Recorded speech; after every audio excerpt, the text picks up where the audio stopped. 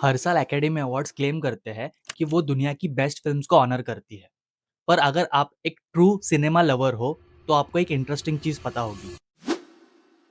कभी कभी best film जीत जाती है, कभी कभी वो नहीं जीतती, और कभी कभी जो फिल्म सबसे ज्यादा रिकॉग्निशन डिजर्व करती है वो नॉमिनेट तक नहीं होती। इसलिए इस साल मैंने डिसाइड किया कुछ इंटरेस्टिंग करने का। मैंने 2026 के ऑस्कर्स के बेस्ट पिक्चर कैटेगरी की सारी नॉमिनेटेड फिल्म्स देख ली।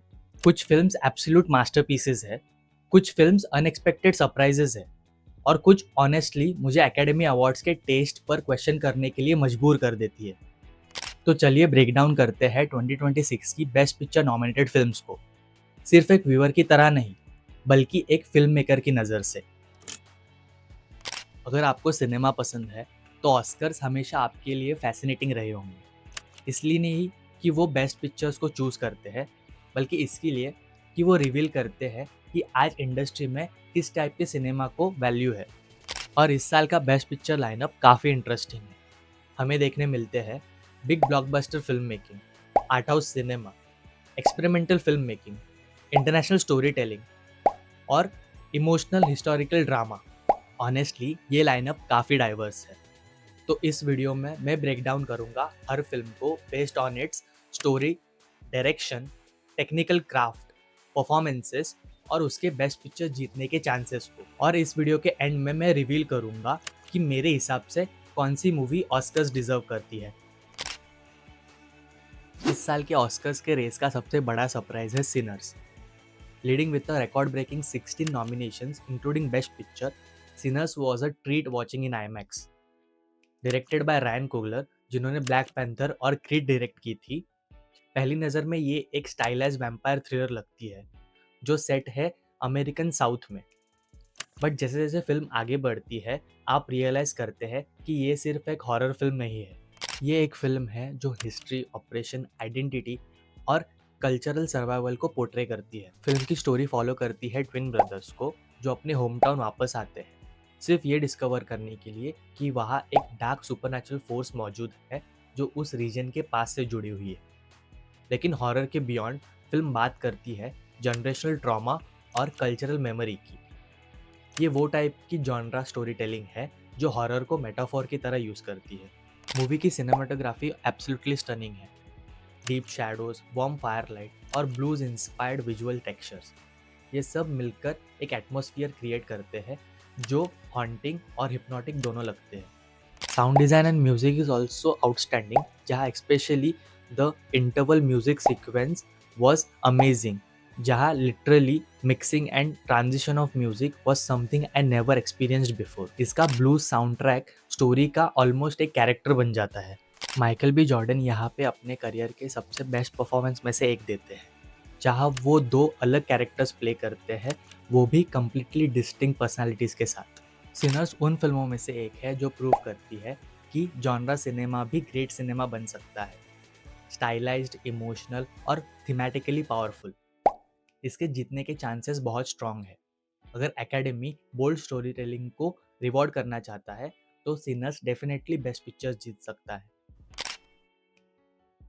अगर कोई फिल्म है जिसे क्रिटिक्स इस साल का डायरेक्टर्स मास्टरपीस बोल रहे हैं तो वो है One Battle After another with 13 nominations including best picture, directed by Paul Thomas Anderson. और जब पीटीए फिल्म बनाते हैं तो film making world automatically attention देता है। फिल्म एक्सप्लोर करती है पॉलिटिकल मूवमेंट्स, आइडियोलॉजिकल कॉन्फ्लिक्ट्स और पर्सनल मॉरलिटी को एक कॉम्प्लेक्स नैरेटिव स्ट्रक्चर में। ये स्टोरी सिंपल नहीं है और शायद यही इसका पॉइंट है। ये फिल्म ऑडियंस को सोचने पर मजबूर कर देती है। फिल्म का डायरेक्शन बहुत अच्छा है। पॉल थॉमस एंडरसन के कैमरा मूवमेंट्स, ब्लॉकिंग और विजुअल कंपोजिशंस इतने प्रिसाइज फील होते हैं कि हर एक सीन केयरफुली ऑर्केस्ट्रेटेड लगता है। लियोनार्डो डिकैप्रियो यहाँ एक लेयर्ड और इंटेंस परफॉर्मेंस डिलीवर करते हैं। उनका कैरेक्टर कॉन्स्टेंटली स्ट्रगल करता है between ideology and personal survival, with amazing support by Chase Infiniti, Sean Penn and Benicio Del Toro, जिनके परफॉर्मेंसेस यहाँ शाइन करते हैं। ये एग्जैक्टली उस टाइप की फिल्म है जो एकेडमी हिस्टोरिकली पसंद करती है। Complex storytelling, exceptional direction और स्ट्रॉन्ग परफॉर्मेंस। ऑनेस्टली क्रिटिक्स के अकॉर्डिंग भले ही ये एक स्ट्रॉन्ग कंटेंडर है for best picture, but in my opinion it is a little overrated than compared to other Paul Thomas Anderson movie, but it has a chance to win.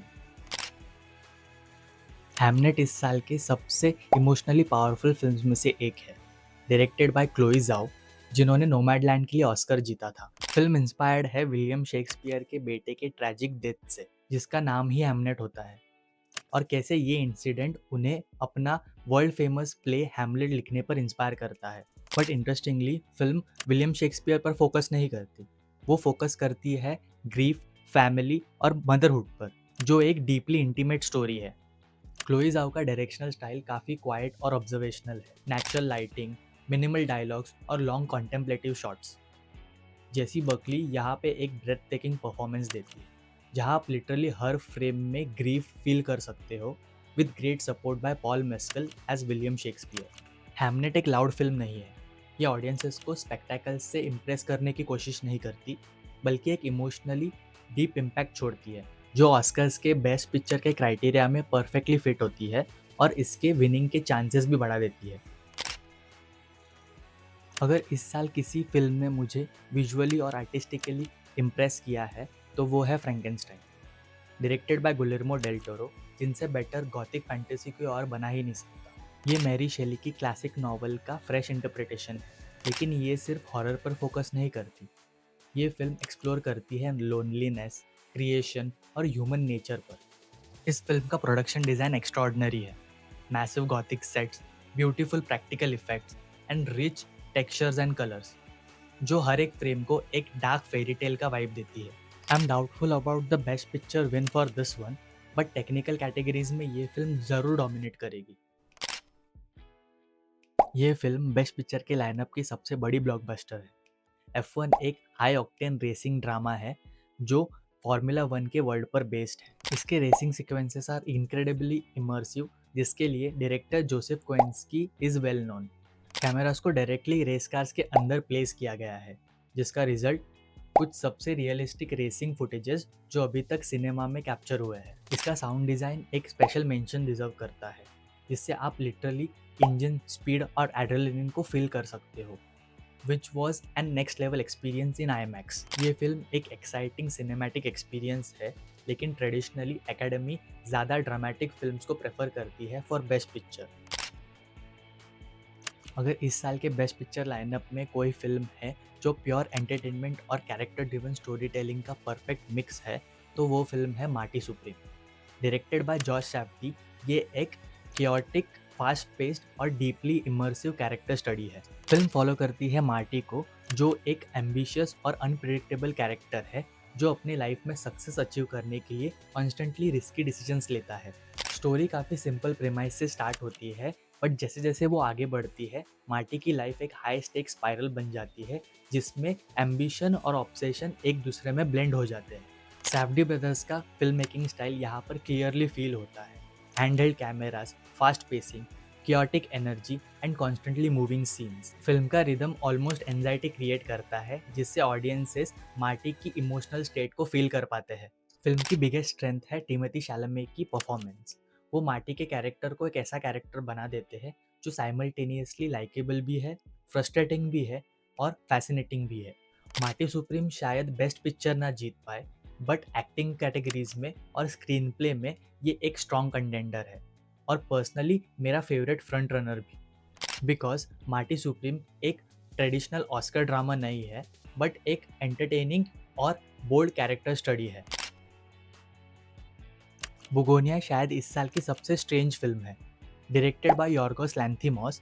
अगर आपने the favourites या poor things देखी है, तो आपको idea होगा कि क्या एक्सपेक्ट करना है। The film follows two guys who abduct an high-profile CEO, believing that she is an alien planning to take over the planet। Film surreal और वियर्ड फील होती है because it is dark satire and intentionally uncomfortable also, जो audiences को constantly challenge करती है। Emma Stone और जेसी पेलमन्स यहाँ एक स्ट्रॉन्ग परफॉर्मेंसेस डिलीवर करते हैं थ्रू आउट द फिल्म। ये फिल्म सबके लिए नहीं है, but for cinephiles this can be a fascinating experience, but I won't consider it as a best picture winner। ये नॉर्वेजियन ड्रामा फोकस करता है on family relationships and emotional reconciliation पर, which is a story of memory, regret and forgiveness. Sentimental value की storytelling काफ़ी subtle है, quiet performances, no big dramas and only human emotions. इस film का strong point है इसकी performances by Stellan Skarsgard and Renate Reinsve. Although ये film international cinema का एक ब्यूटीफुल एग्जाम्पल है, बट ओवरऑल एक वीक कंटेंडर है फॉर बेस्ट पिक्चर। ये Brazilian political thriller Oscars race में एक कम्प्लीटली डिफरेंट टोन लेकर आती है। फिल्म मोस्टली एक्सप्लोर करती है एस्पियनाज और political manipulation with in the modern society. Wagner मोरा की परफॉर्मेंस काफ़ी अच्छी है जो पूरे फिल्म में स्टैंड आउट करती है। बट ऑल्दो ये फिल्म एक ग्रिपिंग, इंटेलिजेंट और पॉलिटिकली रिलेवेंट स्क्रीन प्ले को शोकेस करती है, in my opinion it lacks that factor to win the best picture. Train Dreams इस साल की सबसे मेडिटेटिव फिल्म्स में से एक है। ये क्वाइट स्टोरी है of loneliness, work and time के पैसेज की, set in the 1900s of rural America. Minimal dialogues, slow pacing और ब्यूटीफुल लैंडस्केप ड्रिवन सिनेमाटोग्राफी इसे एक सूदिंग और होलसम एक्सपीरियंस बना देती है। ये फिल्म लाइफ को एक सिनेमैटिक पोएम के फॉर्म में शोकेस करती है, which might not earn it a best picture award, but surely technical और विजुअल कैटेगरीज में ये एक स्ट्रॉन्ग प्लेस डिजर्व करती है। अगर मुझे ऑस्कर्स के विनर्स प्रेडिक्ट करने हो तो सबसे बड़े कंटेंडर्स है वन बैटल आफ्टर अनदर और सिनर्स। बट अगर एकेडमी बोल्ड सिनेमा को चूज करती है तो सिनर्स सबको सरप्राइज कर सकती है because of its amazing run in this award season. इन सब फिल्म्स को देखने के बाद मुझे एक इम्पॉर्टेंट चीज़ रियलाइज़ हुई कि सिनेमा ग्रो हो रहा है। अब सिर्फ एक स्टाइल, एक कंट्री या एक फॉर्मूला से सिनेमा डिफाइन नहीं होता, बल्कि ब्लॉकबस्टर स्पेक्टिकल से क्वाइट पोएटिक स्टोरी टेलिंग तक ये फिल्म्स रिप्रेजेंट करती है मॉडर्न सिनेमा के डिफरेंट फेसेस को। तो आपके हिसाब से कौन सी मूवी ऑस्कर डिजर्व करती है, मुझे कमेंट करके ज़रूर बताना। और अगर आपको इन मूवीज़ के डिटेल रिव्यूज़ चाहिए तो check out my letter box, the link is in the description. और अगर आपको ऐसे ही सिनेमा और फिल्म मेकिंग रिलेटेड वीडियोस पसंद है तो एक्शन प्रोडक्शंस को सब्सक्राइब ज़रूर करना।